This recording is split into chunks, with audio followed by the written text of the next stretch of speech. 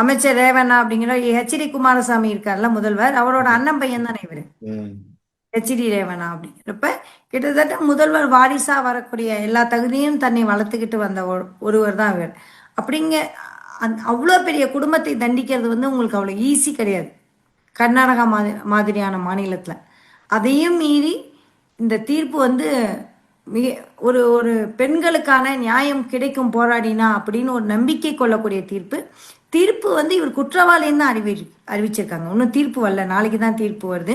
நாளைக்கு தீர்ப்புல இந்த வழக்கில் குற்றவாளியின் தீர்ப்பு கிடைச்சதுக்கு அப்புறம் எந்த மாதிரியான தண்டனை விவரங்கள் வரணும் அப்படின்னு எதிர்பார்க்கப்படுகிறது? மினிமம் வந்து ஆயுள் தண்டனை கிடைக்கணும்னு தான் எதிர்பார்க்குறாங்க. இதே லாயர் சைடு நான் பார்த்த வரைக்கும் அப்படிங்கிறப்ப மினிமம் 10 வருடத்திலிருந்து 14 வருடங்கள் கிடைக்கும் அப்படிங்கிறது தான் பொதுவாக இருக்குது. ஏன்னா செய்யப்பட்ட குற்றங்கள் எண்ணிக்கையை பார்க்கும்போது ஆயுள் வரைக்கும் வந்து சிறையில் இருக்கக்கூடிய தண்டனைகள். ஏன்னா இவரை மாதிரியான பீப்புளை வெளியில் விட்டோம் அப்படின்னா இவர் எத்தனை பெண்களை இன்னும் தமிழ்நாட்டில்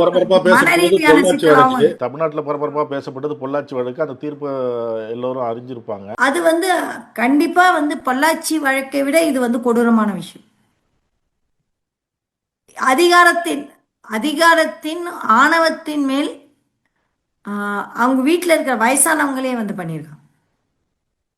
பொள்ளாச்சியில் வந்து வெளியில இருக்கிற பெண்களை ஏமாற்றி கொண்டு வந்தாங்க அப்படின்னா இங்க